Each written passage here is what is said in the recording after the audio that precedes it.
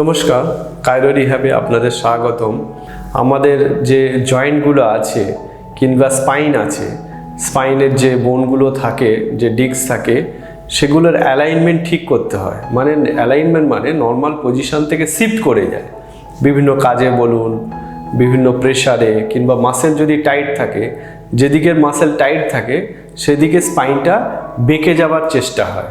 Suppose আপনার এই পোর্শনটার মাসেলগুলো tight, তাহলে এইভাবে যেদিকে টাইট সেদিকে শিফট হওয়ার চেষ্টা হয়। সেজন্য স্পাইনের যে পজিশান কিংবা জয়েন্টের পজিশান সেগুলো চেঞ্জ হয়ে যায়। আপনাদের দেখাবো যে কিভাবে আমরা নেক পেনের জন্য নেক অ্যাডজাস্টমেন্ট, শোল্ডার পেনের জন্য শোল্ডার অ্যাডজাস্টমেন্ট, কিংবা কোমরে ব্যথার জন্য এসআই জয়েন্ট কিংবা লাম্বার রিজিয়নের যে অ্যাডজাস্টমেন্ট করি, কিংবা নি পেনের জন্য নি অ্যাডজাস্টমেন্ট, অ্যাঙ্কেলের জন্য অ্যাঙ্কেল অ্যাডজাস্টমেন্ট, সেগুলো আপনাদের দেখাবো। চলুন আমরা দেখে নিই যে কিভাবে আমরা অ্যাডজাস্টমেন্ট করি। The Cairo Rehab. Live a pain-free life. আমরা আপনাদের নেক অ্যাডজাস্টমেন্টটা কিভাবে করি সেটা আপনাদের দেখাই। ফার্স্ট হচ্ছে বডি হালকা রোটেশন, ফ্লেকশন, লম্বা শ্বাস টানুন, ছেড়ে দিন, এই রোটেশন, ফ্লেকশন, রিল্যাক্স, আবার C1 C2, লম্বা শ্বাস টানুন, ছেড়ে দিন, রিল্যাক্স, আবার লম্বা শ্বাস টানুন, ছেড়ে দিন, রিল্যাক্স। এটা শোল্ডার অ্যাডজাস্টমেন্টটা আলতোভাবে ধরে থাকুন, বডি হালকা রাখুন, বডি হালকা, লম্বা শ্বাস টানুন, ছেড়ে দিন, ভেরি গুড। বডি হালকা রাখুন, লম্বা শ্বাস টানুন, ছেড়ে দিন, ভেরি গুড, রিল্যাক্স।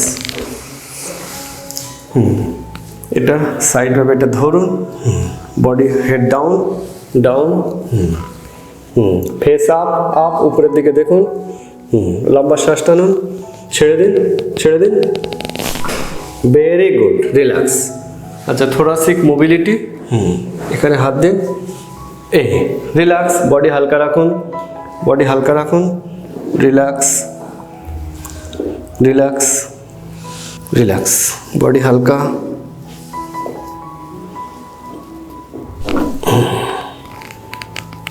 এবার আপার থোরাসিক, এটাকে ধরুন, বডি হালকা রাখুন, হালকা, রিল্যাক্স। কি এখন ফ্রি লাগছে? দেখুন, অনেক হালকা হয়ে গেছে। এবার থোরাসিক রেজিয়ানটা করব। থোরাসিক হচ্ছে তিনটে part: upper thoracic, middle thoracic, lower thoracic. এবার আপার থোরাসিক অ্যাডজাস্টমেন্ট। লম্বা শ্বাস টানুন, ছেড়ে দিন, আবার লম্বা শ্বাস টানুন, ছেড়ে দিন, ভেরি গুড। আবার লম্বা শ্বাস টানুন, ছেড়ে দিন, ভেরি গুড। আবার লম্বা শ্বাস টানুন, ছেড়ে দিন, ভেরি গুড। এবার লাম্বারে জেন্টাল মোবিলাইজেশন। লম্বা শ্বাস টানুন, ছেড়ে দিন, আবার লম্বা শ্বাস টানুন, ছেড়ে দিন, আবার লম্বা শ্বাস টানুন, ছেড়ে দিন, রিল্যাক্স। এবার স্যাক্রাম রকিং, স্যাক্রামটাকে মোবিলাইজেশন টেকনিক। লম্বা শ্বাস টানুন, ছেড়ে দিন, আবার লম্বা শ্বাস টানুন, ছেড়ে দিন, আবার লম্বা শ্বাস টানুন, ছেড়ে দিন, আবার লম্বা শ্বাস টানুন, ছেড়ে দিন, রিল্যাক্স। আবার লম্বা শ্বাস টানুন, ছেড়ে দিন, আবার লম্বা শ্বাস টানুন, ছেড়ে দিন, আবার লম্বা শ্বাস টানুন, ছেড়ে দিন, রিল্যাক্স, রেস্ট। পা সোজা করুন, স্ট্রেট, বডি স্ট্রেট থাকবে, পুরো সাইড লাইনে। এটাকে বেন্ড করুন, relax, face up, face up, এটাকে লক করে দিন, লক করে দিন, এটাও লক করে দিন, রিল্যাক্স, হালকা রাখুন, বডি হালকা রাখুন, নি টু নি, ফোর আর্ম, লম্বা শ্বাস টানুন, ছেড়ে দিন, আরেকবার, ছেড়ে দিন। এবারে হিপ অ্যাডজাস্টমেন্ট। বডি হালকা রাখুন, হালকা, রিল্যাক্স, লম্বা শ্বাস টানুন,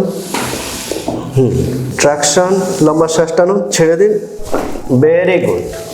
বডি হালকা রাখুন, রিল্যাক্স, রিল্যাক্স, ট্র্যাকশন, ট্র্যাকশন, লম্বা শ্বাস টানুন, ছেড়ে দিন, ভেরি গুড। ফিবুলার, লম্বা শ্বাস টানুন, ছেড়ে দিন, ভেরি গুড, রেস্ট। বডি হালকা রাখুন, একদম রিল্যাক্স, রিল্যাক্স। লম্বা শ্বাস টানুন, ছেড়ে দিন, ভেরি গুড। লম্বা শ্বাস টানুন, ফিবুলার, লম্বা শ্বাস টানুন, ছেড়ে দিন।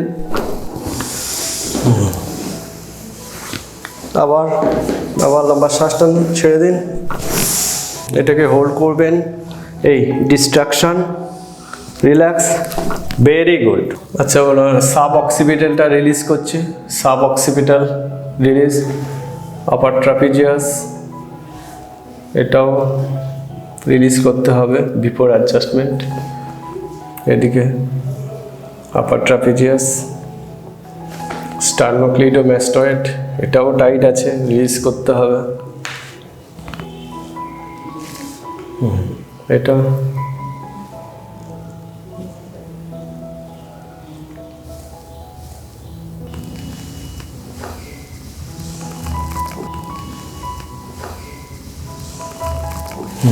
রিল্যাক্স, বডি হালকা রাখুন, একদম রিল্যাক্স। আমার হাতের উপর ছেড়ে দিন, শোল্ডার রিল্যাক্স, শোল্ডার রিল্যাক্স। লম্বা শ্বাস টানুন, ছেড়ে দিন, আবার ছেড়ে দিন, রিল্যাক্স। ওয়াই স্টেপ অ্যাডজাস্টমেন্ট এটা একটা ইউনিক টেকনিক। এটা লং অ্যাক্সিস বরাবর আমরা প্রেশার দিই। এটা বাড়িতে কেউ করবেন না, বাড়িতে এটা প্রবলেম হয়, কারণ এটা নেকের তো ডিসলোকেশন হওয়ার চান্স থাকে, সেই জন্য বাড়িতে কেউ করবেন না।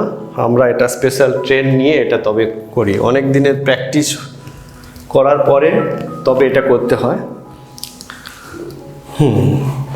বডি হালকা রাখুন, ওয়াই অ্যাক্সিস দেখুন, লম্বা যে স্পাইনের ওয়াই অ্যাক্সিস বরাবর একটা ডিস্ট্রাকশন ফোর্স দিই, তাতে যে ওয়াই অ্যাক্সিস বরাবর লেনদেনিং হয়, যে স্পাইনটা যে কম্প্রেশন হয়ে যায় সেটা ডিকম্প্রেশন, একটা ফোর্স দিয়ে ডিকম্প্রেশন আমরা করার চেষ্টা করি। এটা খুব ইউনিক টেকনিক, খুব রিল্যাক্সে।